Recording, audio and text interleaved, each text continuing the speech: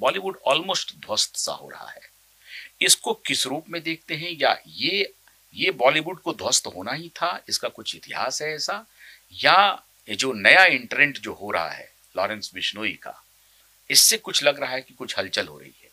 देखिए, पहले बॉलीवुड क्यों ऐसा है, क्यों उसकी विचारधारा जो है वो हमारे देश की मिट्टी की खुशबू से अलग है, क्या उसके पीछे कॉन्स्पिरेसीज थी और क्या उसके पीछे आइडियोलॉजिकल रीजंस हैं, विचारधारा का क्या रीजन है, उसको हमें समझना पड़ेगा। ये आज़ादी से पहले की बात है, जब इस्लामिक जो पॉपुलेशन थी वो इंडिया की, अनपार्टीशन इंडिया में बहुत ज़्यादा थी, और जो कम्युनिस्ट थे जिसमें हिंदू साउंडिंग नेम्स थे उन कम्युनिस्ट के, अधिकांश लोगों के, कुछ मुस्लिम साउंडिंग नेम्स थे। हाँ, जैसे सीताराम येचुरी, तो वो कोई सीताराम का भक्त थोड़ी था। वो उनका नाम ऐसा होता है क्योंकि वो हिंदू परिवार में पैदा हुए थे, लेकिन कम्युनिस्ट जो होते हैं उनके अंदर गहन हिंदू विद्वेष होता है। अच्छा। इसीलिए वो कम्युनिस्ट बनते हैं। अच्छा। और उनकी अलायंस हमेशा से इस्लामिज्म के साथ रही है। अच्छा। तो इसलिए जो गंगाधर अधिकारी थे बंगाल के, जो कम्युनिस्ट पार्टी के बहुत इंपॉर्टेंट आइडियोलॉग थे, गंगाधर अधिकारी, तो उनकी जो अधिकारी थीसिस थी उसके आधार पर ही भारत का पार्टीशन हुआ था। अधिकारी थीसिस? हाँ, अधिकारी थीसिस जो है, जो गंगाधर अधिकारी की, वो बहुत फेमस थीसिस है, और उसमें उन्होंने बताया था कि ये अलग होने चाहिए, जो एक Muslim country should be created. तो जो एक सेपरेटिस्ट रोल है और इन फेवर ऑफ इस्लाम, वो हमेशा से कम्युनिस्ट का रहा है। और बड़े अचरज की बात है कि जहां भी कम्युनिस्ट सत्ता में आए, जैसे चाइना में सत्ता में है कम्युनिस्ट, तो वहां पर उन्होंने दुर्गति की हुई है वीगर मुस्लिम्स की। उनकी मस्जिदों में पोर्क मिलता है, जबरदस्ती चाइनीज कम्युनिस्ट पार्टी के द्वारा ये सब इंतजाम किए गए हैं। वीगर्स के लिए स्पेशल सीसीटीवी कैमरा लगा रखे हैं जो मुस्लिम्स हैं। उन सीसीटीवी से उनके फीचर्स के हिसाब से पता चलता है वीगर्स का क्या मूवमेंट हो रहा है, क्योंकि सब एआई है वहां पे चाइना में। और उनको फोर्स लेबर कैंप्स में, उनको आदमियों को सबको निकालकर उनके घरों से फोर्स लेबर कैंप्स में डाल रखा है। और वहां पर वो एमएनसीज के लिए, जो बड़े बड़े एमएनसीज हैं, वहां पे फोर्स लेबर होती है, और इसीलिए चाइना का सामान सस्ता होता है। एक बड़ा कारण उसका ये है।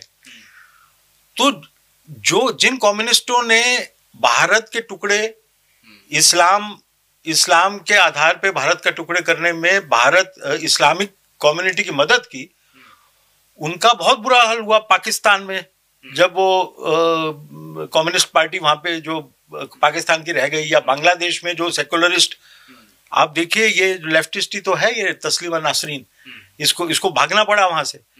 तो जिन कम्युनिस्टों ने इनकी मदद की, उसी कम्युनिज्म के पीछे ये लोग पड़ गए। लेकिन तब भी कम्युनिस्टों का प्रेम जो है, देखिए, जो मारता है, मतलब आप कहते हैं कम्युनिस्टों का प्रेम हिंदुओं के साथ नहीं है? नहीं, जो मारता है उससे प्रेम होता है। अच्छा, है ना, ये हमेशा से है कि जो आपको पीटेगा उसके प्रति इज्जत होती है, जो आपको पता है पीटेगा नहीं उसके लिए इज्जत कभी नहीं होती। अच्छा, तो ये वो है ना, जब वो चाइनीज भय बिन प्रीत न होत गोसाई, तो वही है। तो वो चाइनीज पीटते हैं तो चाइनीज के प्रति आदर हो जाता है, इज्जत, आदर रहता है, और बांग्लादेशियों की भी इज्जत है। हाँ, और चूंकि भारतीय नहीं पीटते हैं तो उनको कोई इज्जत। हाँ, अहिंसा वाले लोग हैं। अच्छा, इनमें कोई दम नहीं है। मैं दर्शकों को ये बताना चाहता हूं कि आज की बातचीत आपको पूरी सुननी है, बहुत महत्वपूर्ण, दार्शनिक भी होगी। लेकिन बॉलीवुड पर अभी आ रहे हैं मयंक जी ने हाल ही में जो एक मूवी बनाई है, उसके डिस्क्रिप्शन में अभी आपको अपने कमेंट बॉक्स में भी डालूंगा, और आपसे जरूर देखिए। Crimson crescent the last quarter बहुत ही फेमस फिल्म है और बहुत जबरदस्त ट्रेल कर रहा है, इवन पूरी दुनिया में, अमेरिका में, यूरोप में काफी देखा जा रहा है। वो यूट्यूब पर अवेलेबल है, मैं आपका लिंक मैं आपको आपके साथ शेयर करूंगा। Crimson crescent the last quarter जरूर देखिए आप। लेकिन अब ये जो कम्युनिस्ट का आपने कहा, कम्युनिस्ट का और फिर बॉलीवुड का क्या रिश्ता है, और फिर उससे अभी लॉरेंस तक क्या आ रहा है, ये थोड़ा हमारे दर्शकों को बताइए। देखिए, 1940 से कम्युनिस्टों ने बड़ी जबरदस्त तरीके से प्रभाव हिंदी सिनेमा पे कर लिया था। इप्टा नाम की इनकी ऑर्गेनाइजेशन थी, इंडियन पीपल्स थिएटर एसोसिएशन। जहां भी पीपल्स होगा ना, वहां कम्युनिस्ट होते हैं। और जहां पीपल, जवाहरलाल नेहरू विश्वविद्यालय में इप्टा को बड़ा देखता था। जहां पीपल होते हैं, PEOPLE पीपल, तो वहां पे हमेशा एंटी पीपल वर्क होता है, और वो सारा जो एंटी पीपल वर्क है, तो ये जहां भी अभी फॉर्मूला देख लीजिए, दुनिया में जहां भी ये लोग पीपल के नाम पर अगर होगा तो एंटी पीपल काम होगा। अच्छा, तो ये कम्युनिस्टों का हमेशा से जो ये सब सीताराम गोयल ने बहुत अच्छी तरह डिफाइन किया हुआ है अपनी किताबों में। अच्छा। वॉइस ऑफ इंडिया की किताबें पढ़कर हम सीखे कम्युनिज्म क्या है। हम तो बहुत अट्रैक्टेड थे कम्युनिज्म से बचपन में। अच्छा, हमको लगता था कि को लेकर, हाँ, हमको लगता था कि ये गरीबी खत्म होनी चाहिए, और ये अगर कम्युनिस्ट कर रहे हैं तो बहुत बड़ी बात है। लेकिन जब बाद में पता चला कि कम्युनिस्ट कंट्रीज में एलिट है अलग, जो कम्युनिस्ट पार्टी का मेंबर है वो एलिट है, वो न्यू एलिट है, और जो वर्किंग क्लास है उसकी हालत वही की वही है। तो और बल्कि तो मोह भंग हो गया, और फिर उसकी डेवलपमेंट का भी कोई चांस नहीं था।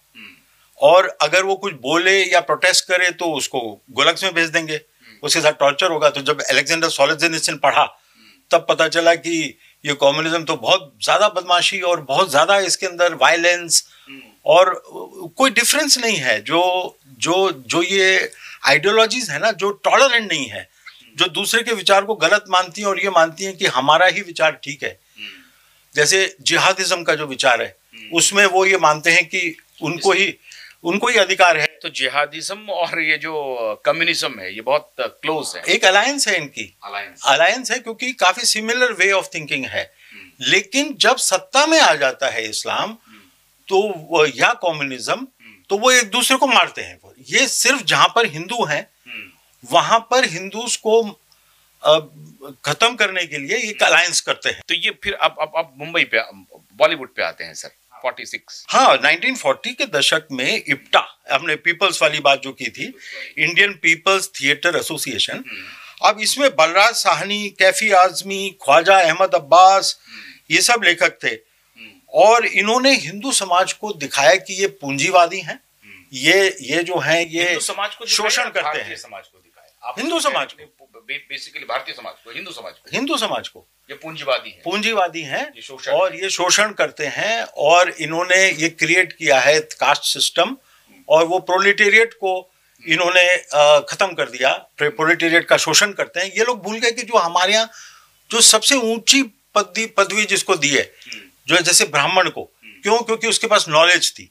ये नहीं था कि वो किसी शर्मा जी के परिवार में पैदा हुआ इसलिए ब्राह्मण है।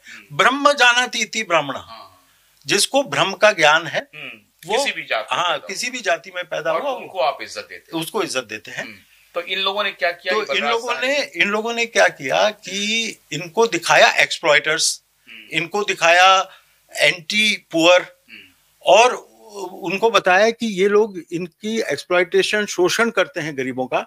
और जो इस्लाम है वो प्रोलेटेरिएट का रिलीजन है, वो गरीब आदमी का रिलीजन है, तो उसमें गरीबों का ख्याल रखा जाता है। तो इसलिए वो तो प्रोग्रेसिव हो गया, इस्लाम से जो भी संबंधित है को प्रोग्रेसिव बताया, और हिंदुइज्म को रिग्रेसिव दिखाया, और शोषक वर्ग के साथ उसको जोड़ दिया। और Hindu bashing was a profitable pass time. अच्छा, आप हिंदू को गाली दीजिए और आपको मेडल्स मिलेंगे, आपको प्रेजेंटेशंस मिलेंगे, प्राइज मिलेगा, आपको रोल मिलेगा, और आप इंटेलेक्चुअल भी कंसीडर, आप ज्ञानी भी कंसीडर होंगे, आप पढ़े लिखे माने जाएंगे। झूठी बातें बताई गई, रामायण में जो नहीं लिखी है वो चीजें बताई गई। जो अत्याचार के बारे में रहे थे आप, फिल्मों का आप जिक्र कर रहे थे कि बलराज साहनी या बलराज साहनी, इन्होंने क्या किया कि जो ये फिल्में थी इसमें इन्होंने जो हिंदुइज्म है उसको रूढ़िवादी, और जो मंदिर जा रहा है, तिलक लगा रहा है, उसकी मजाक उड़ाना, और उसको जनरली क्रिमिनल दिखाना। जैसे टेम्पल में ब्राह्मण है उसको दिखाएंगे कि वो क्रिमिनल है, टीका पहना हुआ दिखाएंगे, उसको रेपिस्ट की तरह दिखाएंगे। कोई लड़की वहां गई मंदिर में, उसके साथ गलत दिखाएंगे। अमिताभ बच्चन जो हैं वो जाकर भगवान की मूर्ति के सामने कुछ बोलेंगे भगवान के खिलाफ। ये बड़ा इंटरेस्टिंग बात है, जरा इससे बताइए। हाँ, अमिताभ बच्चन जो थे इन सब के एप्पल ऑफ द आई थे ये। और इनका काम था कि केवल खान ही नहीं, ये सब भी है सब। हाँ, ये सब, अरे इनका जो हिंदू साउंडिंग नेम्स वाले लोग हैं, उनका रोल तो आपको मैं बता नहीं सकता कि कितना घातक सिद्ध हुआ, क्योंकि नाम हिंदू जैसा है और वो हिंदू बैशिंग कर रहा है। अब आप देखिए इनकी फिल्मों में अमिताभ बच्चन बाहर खड़े हैं, मंदिर में नहीं जाऊंगा जी, मैं नाराज हूं, माँ कह रही है चलो, मना कर रहा है। फिर वो धर्मेंद्र जो है वो भगवान के पीछे से भगवान की मजाक बना रहा है, कुछ बोल रहा है उल्टा सीधा मंदिर में जाकर। तो एक तरह की अवहेलना करना, और वो ये आइकोनोक्लास्म था। शोले फिल्म के सुनिए, जिक्र करते ये आइकोन, वो शोले फिल्म का बता रहा हूं मैं। हाँ।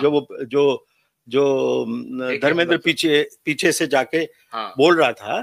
तो ये मंदिर में जो जैसे मूर्ति तोड़ने का सिस्टम था ना, क्योंकि इस्लाम जो है वो मूर्ति को नहीं मानता, वो उसको हाँ, जो क्योंकि एक ही हो सकता है तौहीद, जो तौहीद को वो मानते हैं, उसके अनुसार केवल अल्लाह जो है वो एकमात्र ईश्वर हो सकते हैं, बाकी कोई अलाउड नहीं है। तो इसलिए वो इसको महापाप मानते हैं जो कोई मूर्ति हो। इसलिए शांति प्रिय, जो शांति के संवाहक थे सबसे बड़े दुनिया के, भगवान बुद्ध, उनकी मूर्ति को आपने देखा, बामियान बुद्धा मूर्तियों को कैसे तोड़ा गया। तो इसी तरह ये हर मूर्ति को तोड़ते हैं, और इन्होंने हिंदू एक्टर्स के नाम से तोड़वाई। अब आप मंदिर में जाकर भगवान के खिलाफ अपशब्दों का इस्तेमाल करोगे, अवहेलना करोगे उस जगह का, तो वो मूर्ति तोड़ने जैसा है। स्क्रिप्ट राइटर्स तो जावेद अख्तर था ना, जावेद अख्तर, सलीम जावेद, यही तो थे। अभी वो एक्स मुस्लिम दिखा रहा है अपने आप को आजकल। देखिए, बहुत होशियार लोग हैं, बहुत होशियार। अभी उसने देखा कि शोले का आपने जिक्र किया, वो आप क्या कह रहे थे? एक तो मंदिर वाला था, और दूसरा आपने क्या एके हंगल का क्या? एके हंगल जो था वो दिखा रहा है, वो इतना अंदर, उसके अंदर द्वेष था हिंदुइज्म के लिए कि उसका आप अंदाजा लगाना मुश्किल है। अब वहां पर ये गब्बर सिंह का आतंक था, और अमिताभ बच्चन और धर्मेंद्र वो आए थे बचाने के लिए गांव को। और उसमें क्या हुआ कि जो सारे हिंदू थे वहां पे, जो प्रजा थी हिंदू की, वो डरपोक दिखाई कि वो गेहूं देने को तैयार हैं, सब कुछ करने को तैयार हैं, वो लड़ने को तैयार नहीं है। और उसमें वो फिर सडनली जो है एके हंगल का जो एक लड़का था वो मर जाता है, उसमें पोता या लड़का, उसका ग्रैंडसन था शायद, वो मर जाता है। तो वो एके हंगल वहां से जा रहा है, और उसने कहा कि कोई बात नहीं, मेरा एक बच्चा था, वो कुर्बान हो गया इस गांव के लिए। तो मतलब एक बहुत बड़ा मॉरल हाई ग्राउंड उसके लिए बना दिया। बाकी हिंदू खड़े हैं बेवकूफों की तरह वहां पर, उन्होंने कुछ किया नहीं काम ना, उन्होंने, they were shown as absolutely weak people.